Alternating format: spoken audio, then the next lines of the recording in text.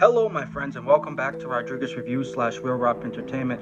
I am Javier. Thank you so much for tuning back into the channel. And today we'll be reviewing Scream 7. Scream 7 is written and directed by Kevin Wilson, stars Neve Campbell returning back as Sidney Prescott, Courtney Cox, Isabel May, Mason Gooding, and Jason Savoy Brown. So let's talk about it. So, as I just mentioned, it's directed by Kevin Wilson, who he's been tied to all the Scream films. He was writers for the previous Scream films. He was executive producer, I believe, on the last one, Scream 6. So let's talk about Scream 7, the 7th entry in the Scream franchise. And also, Scream, fun fact for you, it is celebrating its 30th anniversary this year. Crazy, right? So let's talk about Scream 7. So, of course, we know previously Melissa Barrera and Jenna Ortega were tied to the project. Unfortunately, Melissa Barrera was let go of the Scream franchise, and soon after, Jenna Ortega left the series. And I have to say, I really did like their characters in the Scream franchise. It gave some kind of a new, fresher story. So, but we do get Neve Campbell back, the Scream Queen herself, Neve Campbell, which is great to see her back in the Scream film, Scream series. I mean, it's not really Scream without Neve Campbell.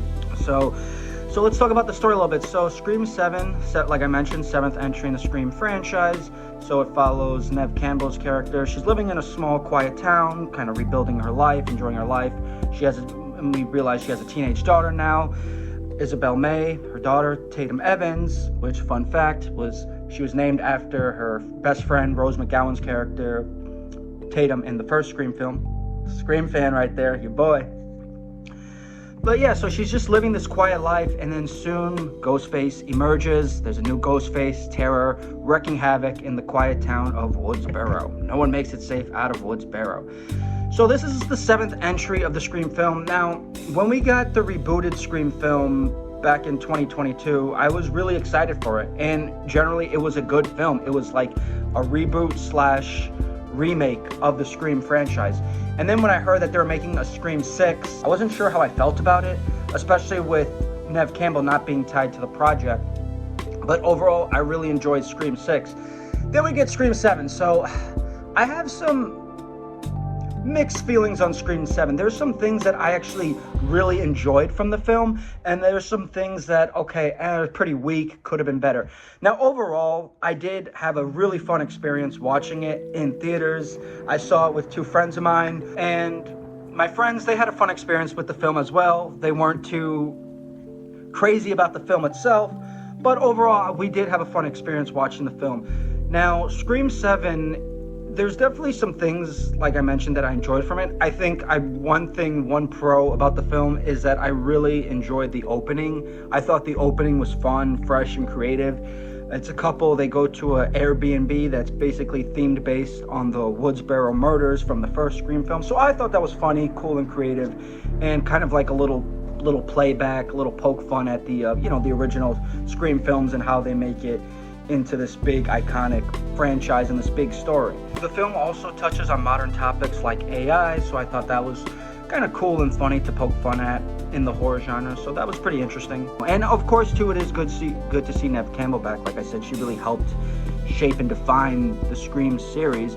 But overall, there's not too much going in the story. It's kind of what you would expect from a Scream film. Like I said, it's what you would expect from a Scream film. It has some pretty creative, over-the-top kills. So if you're really into that kind of stuff when you go to see a horror movie, of course you'll get those over-the-top creative kills. It has some decent thrills, but I think one of the really weakest parts of Scream 7 is the villains. I think the villains are they're just really kind of like the worst part of the film. They're not really, I just don't know how to explain it. You just see these villains and you're just like, okay, well, wow, like, yippee, the villains didn't really stick out for me for the most part.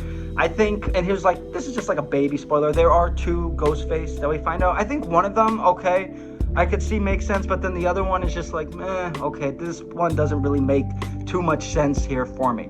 Overall, I mean, I did have a fun time at the theater watching this. Like I said, it follows that Scream formula, it pokes fun at itself, the horror genre in general, and we get that, and that's what I really enjoy and love about the Scream films. Does it offer anything new? Absolutely not. It's what you would expect from a Scream film. Woodsboro getting terrorized by a new Ghostface. Like I said, some new over-the-top creative kills. But other than that, not too much going on in the new 7th Scream film. Of course, like I said, we get the return of Neve Campbell.